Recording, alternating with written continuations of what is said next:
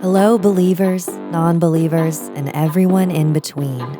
You're listening to Stories with Sapphire. I am Sapphire Sandalo. Now get cozy and open your mind because it's story time.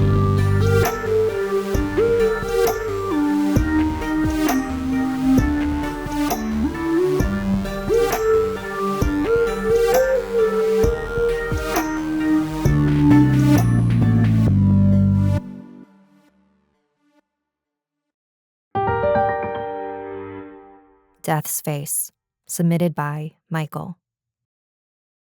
The reason I am writing to you is that I believe I saw death. Yes, the personification of the being or entity that people refer to as death, aka the Grim Reaper.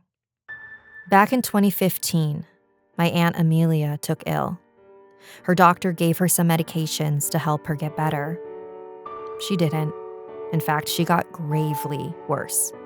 At first, she had problems walking. She would stand up to move about and then she would fall. This happened for a few months. Then the weakness came in. She could still talk, eat, and do everything except walk. A few months went by and her body started failing. She was bedridden. By 2016, she couldn't feed herself.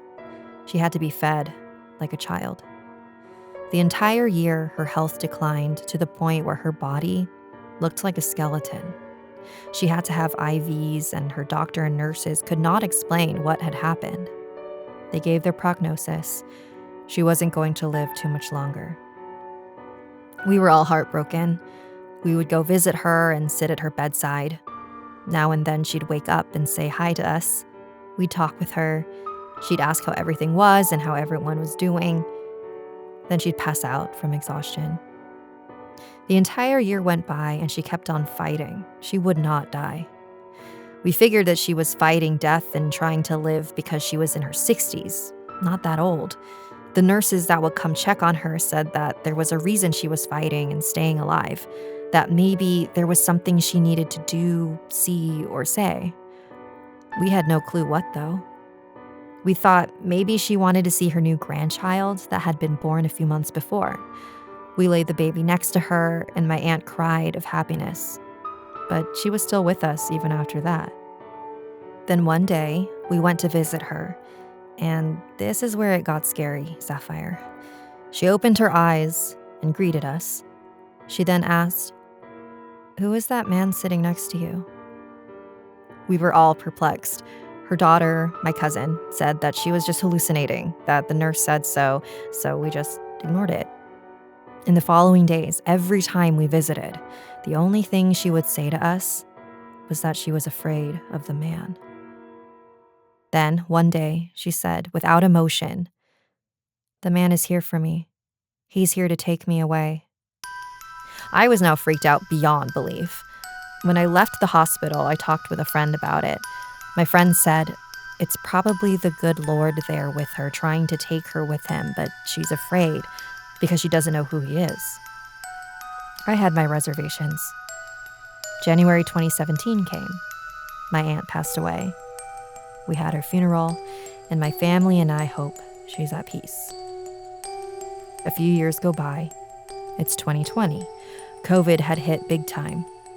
I worked at our town hospital as a floor tech. I knew how to avoid COVID, and I did for a year.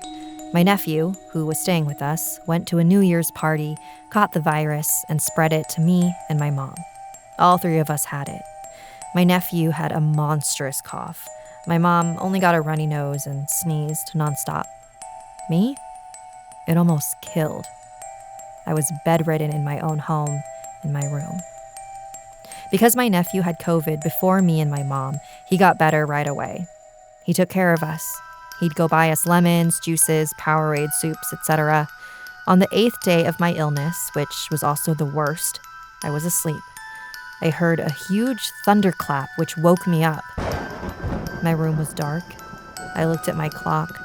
It was 5 a.m. I was so thirsty.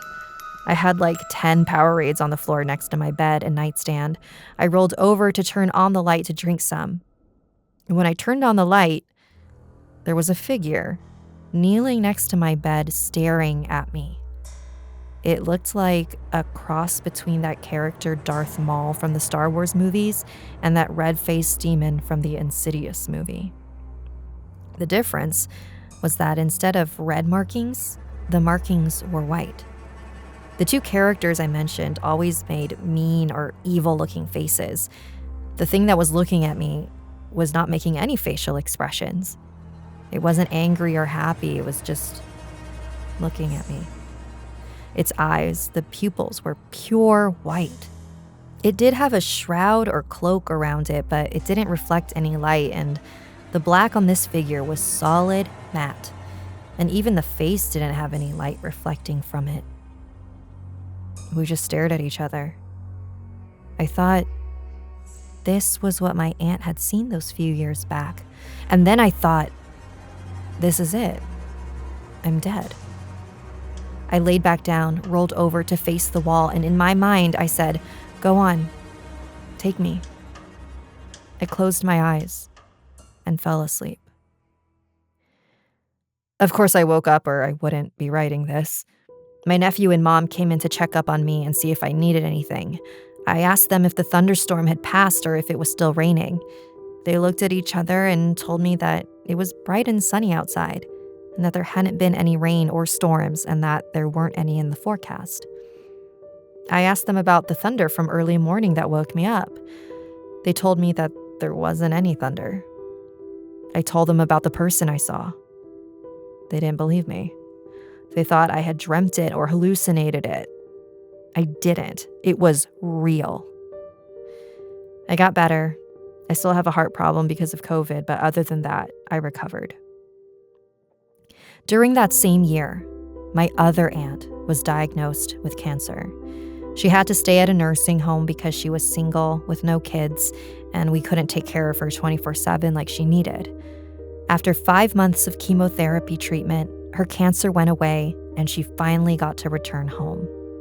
Then, in 2021, her cancer came back. It came back even more aggressively, and it made her so ill that we had to put her back in the nursing home. This time, the doctors said that the cancer was too aggressive and that the chemotherapy wouldn't work. We would go visit her, and the pain of seeing her waste away was the worst. During one visit, we were sitting there at her bedside. She woke up and smiled upon seeing us. We talked a bit, and she turned to her side, looking at an empty space, and asked, "Who is that?" And in what I would describe as a defeated look, she followed by saying, "Oh," and went back to sleep. This is when it hit me hard. I knew what she saw.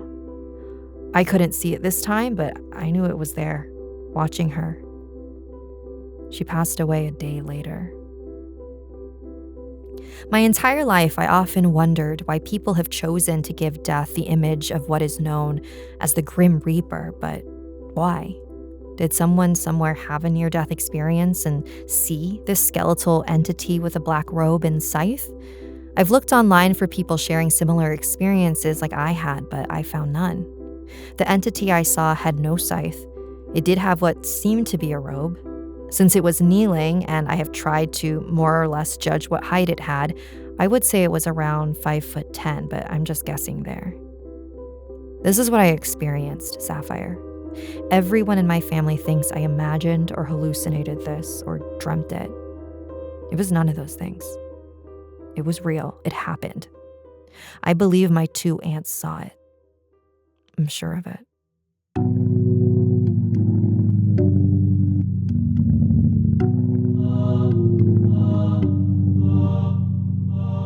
According to Encyclopedia Britannica, the popular image of the Grim Reaper originated sometime in Europe in the 14th century, when a third of the population was wiped out from the plague. It was composed of a skeleton, black robes that religious figures wore for funerary services, and a scythe commonly used for harvesting crops. This image was very specific to that time period. And what I find interesting, Michael, is that you had a much more contemporary reference point, Darth Maul and the Insidious demon. the spirit world customizes its messages to us in a way that makes sense to us.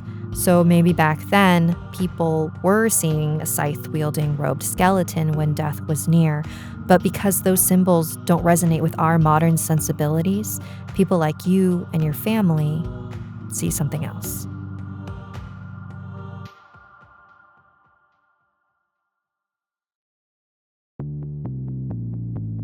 Thanks for joining me today. What are the ways death has appeared to you? Send me an email at storieswithsapphire@gmail.com. And did you know that I offer bone and tarot readings? You can schedule a session at StoriesWithSapphire.com.